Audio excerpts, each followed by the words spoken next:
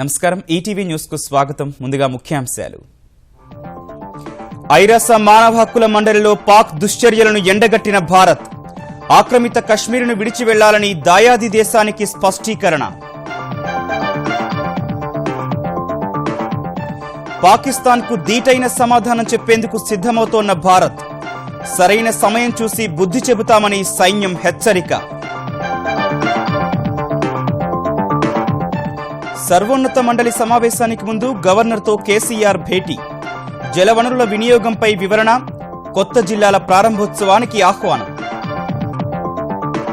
భారీ పరిశ్రమలకు మరిన్ని రాయితీల కల్పనకు తెలంగాణ సర్కారు నిర్ణయం. స్థానికులకు ఎక్కువ ఉద్యోగాలిస్తే అదనంగా ప్రోత్సాహకాలు. 26,000 కోట్ల విదేశీ రుణం కోసం కేంద్రానికి ఆంధ్రప్రదేశ్ ప్రభుత్వం నివేదిక. 13 ప్రాజెక్టుల అమలుకు ప్రతిపాదనలు. మచిలీపట్నం ఓడరేవు పారిశ్రామిక కారిడార్ ఏర్పాటుకు భూ సమీకరణ ప్రకటన జారీ. 33,000 ఎకరాలు సమీకరించాలని ఏపీ సర్కారు నిర్ణయం. ఆంధ్రప్రదేశ్లో ప్రమాద ఘంటికలు మోగిస్తోన్న విష జ్వరాలు. రోగులతో నిండిన ఆస్పత్రులు. నివారణ కార్యాచరణ ప్రకటించనున్న ప్రభుత్వం. నయీం ముఠాకు వైద్యుల సహకారం. శవ పరీక్ష నివేదికలో హత్యలు సహజ మరణాలుగా చిత్రీకరణ. తాకీదులు జారీ చేయనున్న పోలీసులు.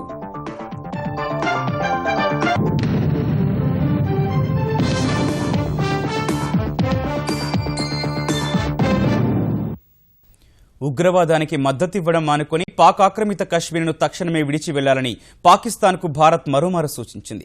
ఉరీ సెక్టార్లో 18 మంది జవాన్లను బలిగొన్న ఉగ్రదాడి నేపథ్యంలో దాయాది దేశాన్ని అంతర్జాతీయ సమాజం ముందు దోషిగా నిలపాలని భావిస్తోన్న భారత్ ఐరాస వేదికగా ఈ మేరకు బలమైన వాదన వినిపించింది. అటు ఉరీ ఉగ్రదాడిపై స్పందించిన భారత సైన్యం శత్రువుకు సరైన సమయంలో సరైన చోట జవాబిచ్చేందుకు సిద్ధమని స్పష్టం చేసింది. జమ్మూ కాశ్మీర్ ఉరీ సెక్టార్లోని సైనిక శిబిరంపై తీవ్రవాదుల దాడి నేపథ్యంలో భవిష్యత్ కార్యాచరణపై కేంద్రం ముమ్మర కసరత్తు చేస్తోంది. సోమవారం ఢిల్లీలో ఉన్నత స్థాయి సమావేశం నిర్వహించిన ప్రధాని నరేంద్ర మోదీ పాకిస్తాన్ ఆక్రమిత కశ్మీర్లోని తీవ్రవాద శిబిరాలపై సైనిక చర్య చేపట్టడం సహా వేర్వేరు అంశాలపై విస్తృతంగా చర్చించారు. దౌత్యపరంగా అంతర్జాతీయ స్థాయిలో పాకిస్తాన్ను ఏకాకిని చేసేందుకు ప్రయత్నించాలని తీర్మానించారు. కేంద్ర మంత్రులు ఉన్నతాధికారులతో భేటీ తర్వాత రాష్ట్రపతి ప్రణబ్ ముఖర్జీతో ప్రధాని సమావేశమయ్యారు. ఉరీ ఉగ్రదాడికి సంబంధించిన పూర్తి వివరాల్ని తెలియజేశారు.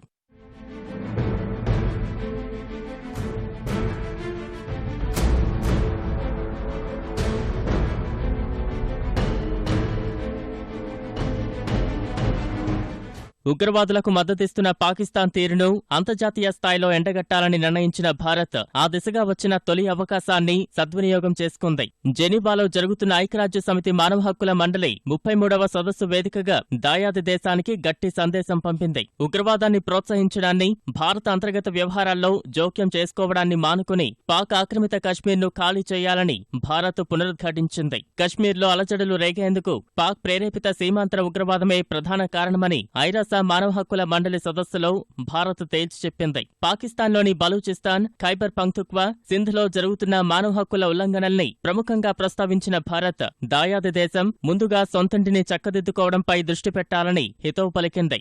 ఉరీ ఉగ్రదాడి నేపథ్యంలో పాకిస్తాన్పై కఠిన చర్యలు తీసుకోవాలన్న డిమాండ్లు సహా ఉగ్రమూకల శిబిరాలపై భారత్ ప్రత్యక్ష దాడులకు దిగుతుందన్న ఊహాగానాల మధ్య సైన్యానికి చెందిన ఉన్నతాధికారి ఒకరు కీలక వ్యాఖ్యలు చేశారు. ఉరీ ఉగ్రదాడిని భారత్ తీవ్రంగా పరిగణిస్తున్న వేళ పాకిస్తాన్ అప్రమత్తమైనట్లు కనిపిస్తోంది.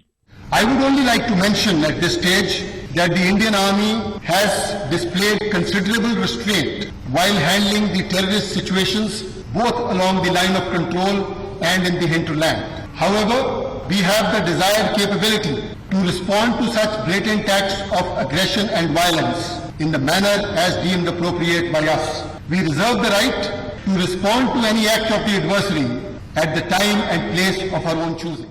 ఉన్నతాధికారులతో సమావేశమైన పాకిస్తాన్ సైన్యాధిపతి జనరల్ రహీల్ షరీఫ్ రక్షణ సన్నద్ధతను సమీక్షించారు. ఎలాంటి పరిస్థితినైనా ఎదుర్కొనేందుకు పాకిస్తాన్ సైన్యం సిద్ధంగా ఉందని రహీల్ షరీఫ్ ఓ ప్రకటన ద్వారా తెలిపారు. అటు కశ్మీర్ భారత్లో అంతర్భాగమని, ఆ వ్యవహారంతో పాకిస్తాన్కు ఎలాంటి సంబంధం లేదని కేంద్రం పదే పదే చెబుతున్నప్పటికీ దాయాది దేశం మాత్రం తీరు మార్చుకోవడం లేదు. అమెరికా విదేశాంగ మంత్రి జాన్ కెర్రీతో సమావేశమైన పాక్ ప్రధాని నవాజ్ షరీఫ్ కశ్మీర్ సమస్య పరిష్కారంలో అగ్రరాజ్యం జోక్యం చేసుకోవాలని కోరారు. ఉగ్రవాదంపై పాకిస్తాన్ ఎంతో పోరాడుతోందని, ఆసియా ప్రాంతంలో శాంతి సుస్థిరత కోసం పాటుపడుతోందని షరీఫ్ చెప్పుకొచ్చారు. అమరావతి నిర్మాణం సహా 13 ప్రాజెక్టులకు విదేశీ రుణం కోసం ఆంధ్రప్రదేశ్ ప్రభుత్వం చర్యలు ప్రారంభించింది. ప్రత్యేక ప్యాకేజీ అమలులో భాగంగా వీటికి సంబంధించిన ప్రతిపాదనలు కేంద్రానికి నివేదించింది. ఈ ప్రాజెక్టుల పూర్తికి మొత్తం 37,778 కోట్ల రూపాయలు అవసరం కాగా, ఇందులో రుణదాతల వాటా 26,000 కోట్ల పైమాటే. అమరావతి నిర్మాణానికి ఆంధ్రప్రదేశ్ ప్రభుత్వం 4,749 కోట్ల రూపాయలతో ప్రణాళిక సిద్ధం చేసింది. ఈ ప్రాజెక్టు వేన్లో 3,324 కోట్లు విదేశీ రుణ సంస్థల నుంచి తీసుకోవాలని నిర్ణయించింది. ఈ మేరకు కేంద్రానికి ప్రతిపాదనలు పంపింది. విదేశీ రుణంలో 60% ప్రపంచ బ్యాంకు నుంచి, మిగిలిన 40% ఆసియా మౌలిక వస్తుల పెట్టుబడి బ్యాంకు నుంచి తీసుకునేందుకు సమాయత్తమైంది. ప్రత్యేక హోదాకు సమానంగా విదేశీ ఆర్థిక సాయం అందిస్తామని ఈ నెల 7న కేంద్ర ఆర్థిక మంత్రి అరుణ్ జైట్లీ ప్రకటించినందున ఆంధ్రప్రదేశ్ సర్కారు 37,778 కోట్ల విలువైన 13 ప్రాజెక్టులను కేంద్రానికి పంపింది. ఇందులో రుణదాతల వాటా 26,253 కోట్లు కాగా, రాష్ట్ర ప్రభుత్వ వాటాగా 11,525 కోట్లు ఉంటుంది. ఈ మొత్తాన్ని 5 ఏళ్లలో ఏటా 5,000 కోట్ల రూపాయల చొప్పున తీసుకోవడానికి వీలవుతుంది. క్షేత్రస్థాయిలో జరిగే పనుల ఆధారంగా విదేశీ ఆర్థిక సంస్థలు రుణం విడుదల చేస్తాయి. అందువల్ల 5 ఏళ్లలో ఈ మొత్తాన్ని వినియోగించుకోవడానికి వీలుగా ఒకేసారి 13 ప్రాజెక్టులను రాష్ట్ర ప్రభుత్వం కేంద్రానికి పంపింది. కేంద్ర ఆర్థిక శాఖ ఈ ప్రతిపాదనలకు ఆమోదం తెలిపి విదేశీ ఆర్థిక సంస్థలను ఒప్పించాల్సి ఉంటుంది. తాజా ప్రతిపాదనల్లో ఆసియా అభివృద్ధి బ్యాంకుతో ఒప్పందం కుదుర్చుకున్న వైజాగ్ చెన్నై పారిశ్రామిక కారిడార్, ప్రపంచ బ్యాంకుతో అవగాహనకు వచ్చిన ఏపీ ఇరిగేషన్ అండ్ లైవ్లీహుడ్ అభివృద్ధి ప్రాజెక్టులున్నాయి. ఆంధ్రప్రదేశ్ సర్వతోముఖాభివృద్ధికి అవసరమైన మౌలిక వసతులను అభివృద్ధి చేసే ప్రాజెక్టులు కూడా వీటిలో ఉన్నాయి. ఇందులో గ్రామీణ, పట్టణ ప్రాంతాల్లో తాగునీటి సరఫరా, రహదారుల అభివృద్ధికి సర్కారు పెద్దపీట వేసింది. ఈ 13 ప్రాజెక్టులకు కేంద్రం ఆమోదముద్ర వేస్తే ప్రత్యేక హోదాతో సమానంగా రాష్ట్రానికి సాయం చేస్తామన్న మాట నిలబెట్టుకున్నట్లవుతుందని అధికారులు విశ్లేషిస్తున్నారు. తెలుగు రాష్ట్రాల మధ్య జల వివాదాలకు సంబంధించి బుధవారం కేంద్ర మంత్రి ఉమాభారతి నేతృత్వంలో అత్యున్నత మండలి సమావేశం జరగనున్న నేపథ్యంలో ముఖ్యమంత్రి కేసీఆర్ సోమవారం గవర్నర్ నరసింహన్తో సమావేశమయ్యారు. 2 రాష్ట్రాల మధ్య సుహృద్భావ వాతావరణాన్ని కోరుకుంటున్నట్లు గవర్నర్కు తెలిపిన కేసీఆర్ గోదావరి, కృష్ణా జలాల సంపూర్ణ వినియోగంతో 2 రాష్ట్రాలకు మేలు కలుగుతుందని తెలిపారు. ఇరు రాష్ట్రాల్లో జల వినియోగంపై దృశ్యరూపక ప్రదర్శనలో తెలిపామన్న కేసీఆర్ కేంద్రం వద్ద ఇదే వాదన వినిపిస్తామన్నారు. కొత్త జిల్లాల కోసం గవర్నర్కు వివరించిన తెలంగాణ ముఖ్యమంత్రి వాటి ప్రారంభోత్సవానికి నరసింహన్ను ఆహ్వానించారు. మిషన్ భగీరథ, హరితహారం తదితర అంశాల గురించి సీఎం గవర్నర్కు వివరించారు. సర్వోన్నత మండలి సమావేశంలో పాల్గొనేందుకు ఇవాళ రాత్రి కేసీఆర్ ఢిల్లీ వెళ్లనున్నారు. తెలంగాణలో భారీ పరిశ్రమలకు మరిన్ని రాయితీలు, ప్రోత్సాహకాలు కల్పించాలని రాష్ట్ర మంత్రివర్గ ఉపసంఘం నిర్ణయించింది. వివిధ రాష్ట్రాల్లో పారిశ్రామిక మెగా ప్రాజెక్టులకు ఇస్తోన్న రాయితీలు, ప్రభుత్వ మద్దతుపై అధ్యయనం చేయాలని, పరిశ్రమల వర్గాల అభిప్రాయాలు కూడా తీసుకుని సమగ్ర నివేదిక అందించాలని పరిశ్రమల శాఖ అధికారులను మంత్రివర్గ ఉపసంఘం ఆదేశించింది. మెగా ప్రాజెక్టులపై మంత్రులు కేటీఆర్, ఈటెల, జగదీష్ రెడ్డిలతో ఏర్పాటైన ఉపసంఘం సోమవారం సమావేశమై తెలంగాణకు మరిన్ని పెట్టుబడులు, ఉద్యోగాలు వచ్చేలా ప్రభుత్వ విధానం ఉండాలని నిర్ణయించింది. త్వరలోనే జీఎస్టీ అమల్లోకి రానున్న నేపథ్యంలో వ్యాట్ రీయింబర్స్మెంట్కు సంబంధించి పరిశ్రమల డిమాండ్లను పరిశీలించాలని కూడా మంత్రులు నిర్ణయించారు. స్థానికులకు అధికంగా ఉద్యోగాలు కల్పిస్తే అదనపు ప్రోత్సాహకాలిచ్చే అంశంపై అధ్యయనం చేయాలని ఉపసంఘం తెలిపింది. మచిలీపట్నం ఓడరేవు పారిశ్రామిక కారిడార్ నిర్మాణానికి ఆంధ్రప్రదేశ్ ప్రభుత్వం భూ సమీకరణ నోటిఫికేషన్ జారీ చేసింది. మచిలీపట్నం అర్బన్ డెవలప్మెంట్ అథారిటీ ద్వారా 33,337 ఎకరాలను సమీకరించేందుకు ఈ నోటిఫికేషన్ ఇచ్చింది. రాజధాని అమరావతి తరహాలో భూమి సమీకరించి రైతులకు ప్యాకేజీ ఇవ్వనున్నారు. మచిలీపట్నం డీప్ వాటర్ పోర్టు కోసం 5,054 ఎకరాలను, పారిశ్రామిక కారిడార్ కోసం 28,283 ఎకరాలను సమీకరించాలని నిర్ణయించారు. భూములిచ్చే రైతులకు వారు కోల్పోయిన భూమికి నివాస, వాణిజ్య స్థలాలను కేటగిరీల వారీగా లాటరీ పద్ధతిన కేటాయిస్తామని నోటిఫికేషన్లో ఆంధ్రప్రదేశ్ ప్రభుత్వం పేర్కొంది. పట్టా, అసైన్డు, ఆక్రమణ, జమేదారు భూములను కేటగిరీలుగా విభజించిన ప్రభుత్వం ఒక కేటగిరీ రైతులకు 1000 గజాల నివాస స్థలం, 200 గజాల వాణిజ్య స్థలం ఇవ్వనుంది. రెండో కేటగిరీలో 1000 గజాల నివాస, 450 గజాల వాణిజ్య స్థలం కేటాయించనుంది. అభ్యంతరాలు లేని ప్రభుత్వ భూముల ఆక్రమణలో ఉన్న వారికి 500 గజాల నివాస, 50 గజాల వాణిజ్య స్థలం ఇవ్వనున్నారు. సమీకరణలో భూములిచ్చిన వారికి 10 ఏళ్ల పాటు ఏడాదికి 30,000 రూపాయల చొప్పున చెల్లించనున్నారు. రెండో కేటగిరీలో 50,000 రూపాయలను చెల్లించనున్నట్టు ప్యాకేజీలో పేర్కొన్నారు. ఆంధ్రప్రదేశ్లో డెంగీతో పాటు విషజ్వరాలు ప్రమాద ఘంటికలు మోగిస్తున్నాయి. నిత్యం వందల సంఖ్యలో జ్వరపీడితులు ఆసుపత్రులకు వరుస కడుతున్నారు. డెంగీ, విషజ్వరాల బాధితుల సంఖ్య అనంతపురం, విశాఖ, కృష్ణా, గుంటూరు జిల్లాల్లో అధికంగా కనిపిస్తోంది. అధికారిక లెక్కల ప్రకారం గత 2 నెలల్లో ఒక్క ప్రభుత్వ ఆసుపత్రుల్లోనే కృష్ణా జిల్లాలో 200, గుంటూరులో 150 వరకు డెంగీ పాజిటివ్ కేసులు నమోదైనట్లు తెలుస్తోంది. జ్వరాలతో కొన్ని చోట్ల గ్రామాలకు గ్రామాలే పడకేయగా ఆసుపత్రులు రోగులతో కిటకిటలాడుతున్నాయి.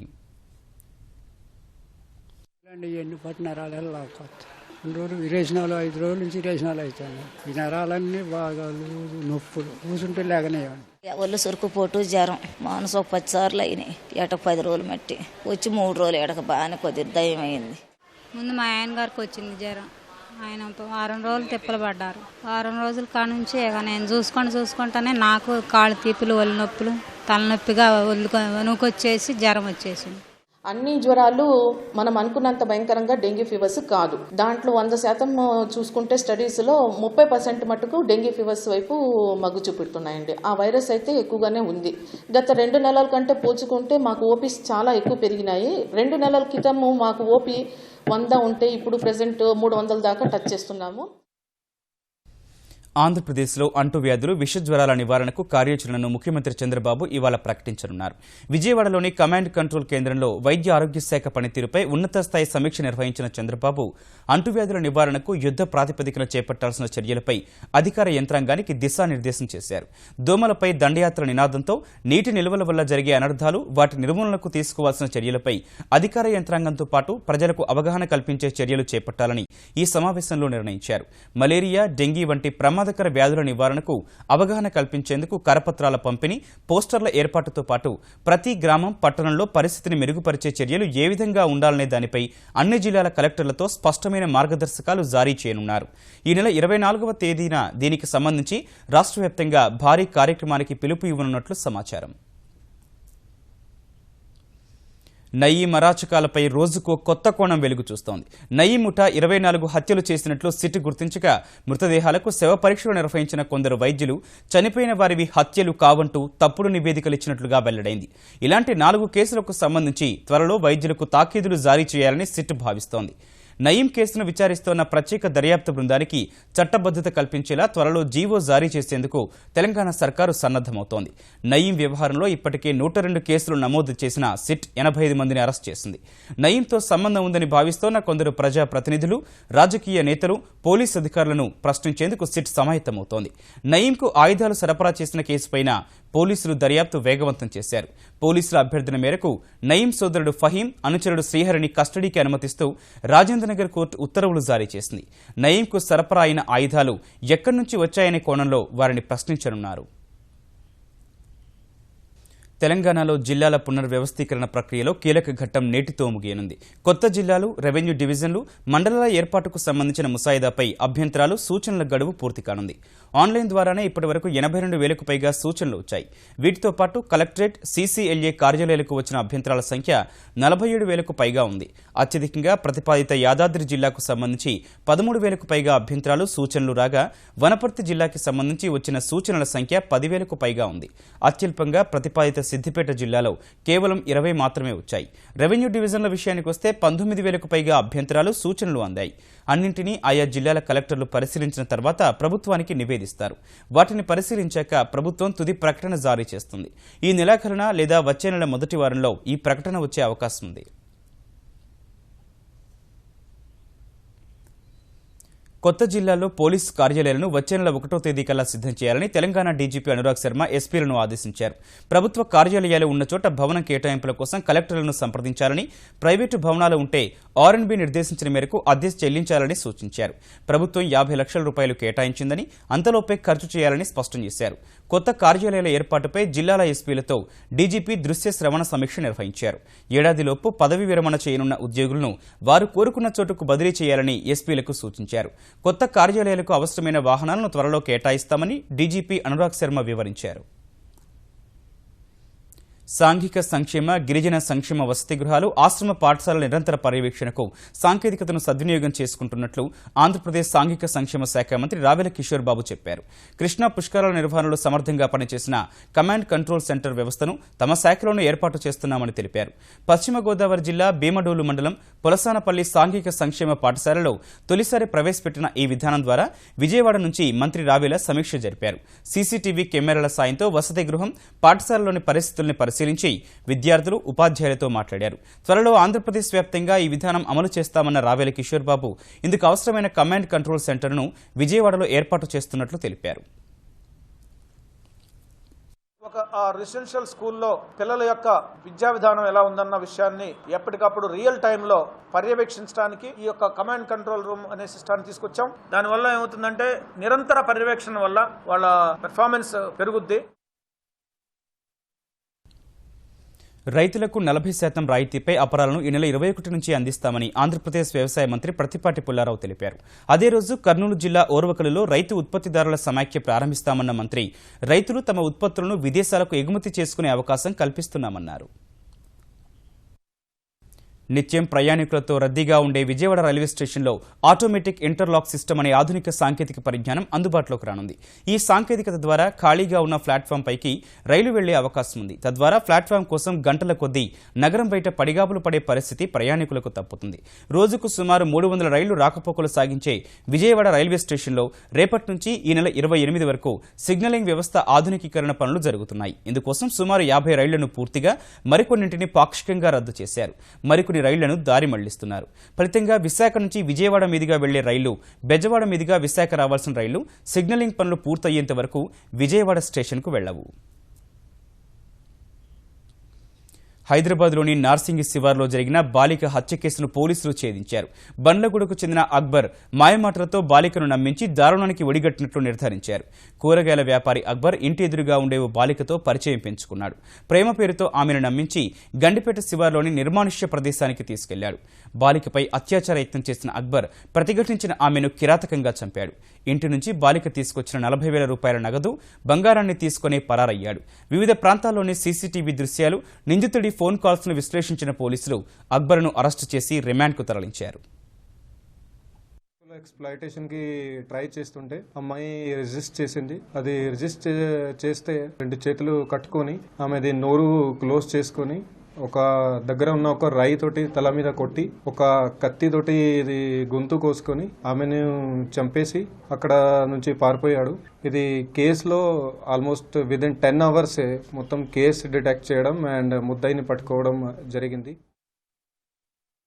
తెరాసలో చేరిన 4 కాంగ్రెస్ శాసనసభ్యులపై అనర్హత వేటు వేయాలని ఆ పార్టీ దాఖలు చేసిన కేసు విచారణను సుప్రీంకోర్టు వచ్చే నెల 19కి వాయిదా వేసింది.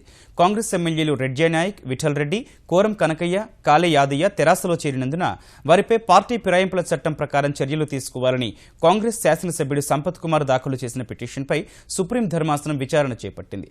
4 శాసనసభ్యులు, తెలంగాణ సభాపతి మధుసూదనాచారి తరపు న్యాయవాదులు విచారణకు హాజరయ్యారు. వాదనలు విన్న న్యాయస్థానం అక్టోబర్ 19కి వాయిదా వేసింది. పార్టీ మారిన 4 ఎమ్మెల్యేలపై అనర్హత వేటు పడేలా సుప్రీంకోర్టు తీర్పు ఇస్తుందని శాసనసభ్యుడు సంపత్ కుమార్ విశ్వాసం వ్యక్తం చేశారు.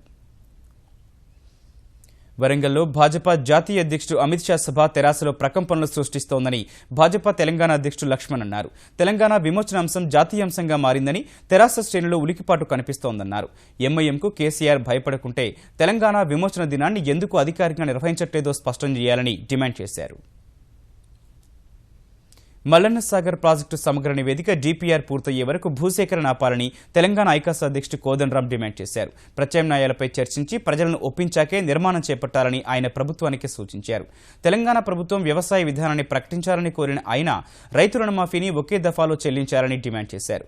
రైతు సమస్యలపై అక్టోబర్ 2న మౌనదీక్ష చేయనున్నట్లు తెలిపారు. హైదరాబాద్ సోమాజిగూడ ప్రెస్ క్లబ్లో తెలంగాణ రైతు ఐకాస మౌనదీక్ష గోడపత్రికను కోదండరాం ఆవిష్కరించారు.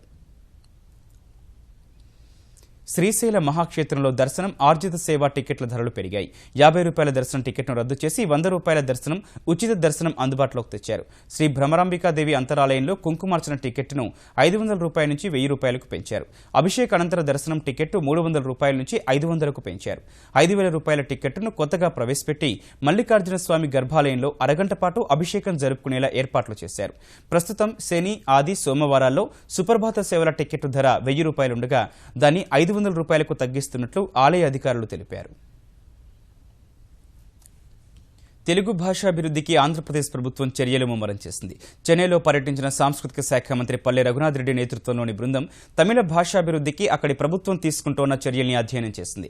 భాషాభివృద్ధికి సంబంధించిన విధాన నిర్ణయాలు, బడ్జెట్ కేటాయింపులు, తమిళంపై పరిశోధనలకు ప్రభుత్వం అందిస్తోన్న ప్రోత్సాహకాలు, విదేశాల్లో నివసిస్తోన్న తమిళుల సంక్షేమానికి చేపడుతోన్న చర్యల్ని అడిగి తెలుసుకుంది. చెన్నైలోని తమిళ సాంస్కృతిక మ్యూజియాలను సందర్శించిన మంత్రి పల్లె నేతృత్వంలోని బృందం ఈ వివరాలన్నింటితో ఆంధ్రప్రదేశ్ ప్రభుత్వానికి నివేదిక సమర్పిస్తామని తెలిపింది. దీనికోసం ఒక కమిటీ వేశారు ముఖ్యమంత్రి గారు. మేము తమిళనాడు, కర్ణాటక, ఢిల్లీ, ఇతర ముఖ్యమైనటువంటి ప్రాంతాల్లో పర్యటన చేసి మన రాష్ట్రంలో భాషాభివృద్ధికి ఏ రకమైనటువంటి నమూనాని అమలు చేసుకోవాలనే దాని మీద అధ్యయనం చేస్తున్నాము. ఇక్కడ వచ్చి చూసాం, చాలా బాగున్నాయి. ఇందులో కూడా మనం అనుసరించాల్సినటువంటివి, చూసి తెలుసుకోవాల్సినటువంటివి చాలా కనపడుతున్నాయి మాకు. ఈ ఏడాది వర్షపాతం సాధారణంగా మాత్రమే నమోదవుతుందని ముందుగా చెప్పినట్లు సాధారణ కన్నా ఎక్కువగా ఉండబోదని భారత వాతావరణ శాఖ ప్రకటించింది. వర్షాకాలం మరో 10 రోజుల్లో ముగియనున్న వేళ వర్షపాతం అంచనాల్ని ఈ మేరకు సవరించింది. ఈ ఏడాది సాధారణ కన్నా ఎక్కువ వర్షాలు పడతాయని తొలుత అంచనా వేసిన ల్యానినో పరిస్థితులు ఏర్పడడంలో ఆలస్యం కారణంగా వర్షపాతం తక్కువగా ఉందని వివరించింది. సీజన్ ముగిసేసరికి దీర్ఘకాలిక సగటులో 100% కన్నా తక్కువ వర్షపాతం మాత్రమే నమోదవుతుందని ఐఎండీ తెలిపింది. ప్రస్తుతం వర్షపాతం లోటు 5%గా ఉన్న గత 4-5 రోజులుగా దేశంలోని అనేక ప్రాంతాల్లో విస్తారంగా వర్షాలు పడుతున్నాయని చెప్పింది. బుధవారం నుంచి శుక్రవారం వరకు అదే తరహాలో భారీ వర్షాలు పడి సీజన్ ముగిసేసరికి సాధారణ వర్షపాతం నమోదవుతుందని భారత వాతావరణ శాఖ అంచనా వేసింది. వర్షపాతం సాధారణంగానే ఉంటుందని ప్రైవేటు వాతావరణ సంస్థ స్కైమెట్ గత నెలలోనే చెప్పగా ఆనాడు అంచనాల్ని సవరించేందుకు నిరాకరించిన ఐఎండీ తాజాగా ఈ ప్రకటన చేసింది. ఉత్తరప్రదేశ్ శాసనసభ ఎన్నికలకు ముందు సమాజ్వాదీ పార్టీలో రచ్చకెక్కిన ఆధిపత్య పోరుకు ఇంకా తెరపడలేదు. అధినేత ములాయం సింగ్ రంగంలోకి దిగి ముఖ్యమంత్రి అఖిలేష్, మంత్రి శివపాల్ యాదవ్ మధ్య రాజీ కుదిర్చినప్పటికీ రెండు వర్గాలు ఎత్తులు పై ఎత్తులు వేస్తున్నాయి. తాజాగా అఖిలేష్ వర్గానికి చెందిన 3 ఎమ్మెల్సీలు సహా మొత్తం 7 నేతల్ని ఎస్పీ ఉత్తరప్రదేశ్ శాఖ అధ్యక్షుడు శివపాల్ యాదవ్ బహిష్కరించారు.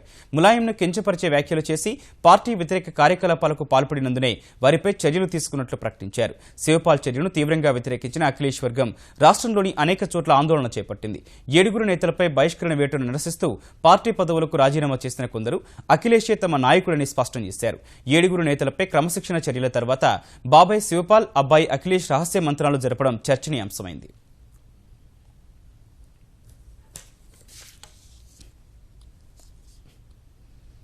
ముఖ్యాంశాలు మరోసారి. ఐరాస మానవ హక్కుల మండలిలో పాక్ దుశ్చర్యలను ఎండగట్టిన భారత్. ఆక్రమిత కశ్మీర్ను విడిచి వెళ్లాలని దాయాది దేశానికి స్పష్టీకరణ. పాకిస్తాన్కు దీటైన సమాధానం చెప్పేందుకు సిద్ధమవుతోన్న భారత్. సరైన సమయం చూసి బుద్ధి చెబుతామని సైన్యం హెచ్చరిక. సర్వోన్నత మండలి సమావేశానికి ముందు గవర్నర్తో కేసీఆర్ భేటీ. జలవనరుల వినియోగంపై వివరణ, కొత్త జిల్లాల ప్రారంభోత్సవానికి ఆహ్వానం.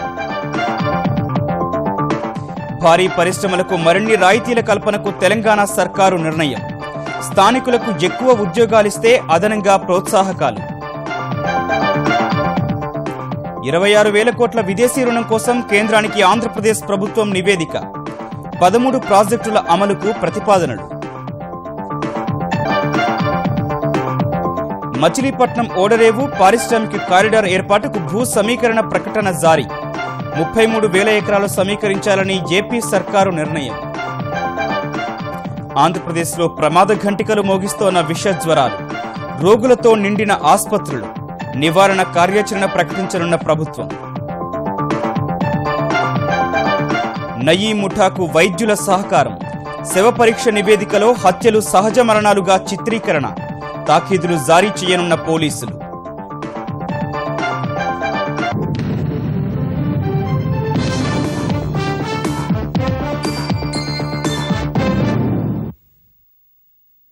ఈటీవీ న్యూస్ సమాప్తం. నమస్కారం.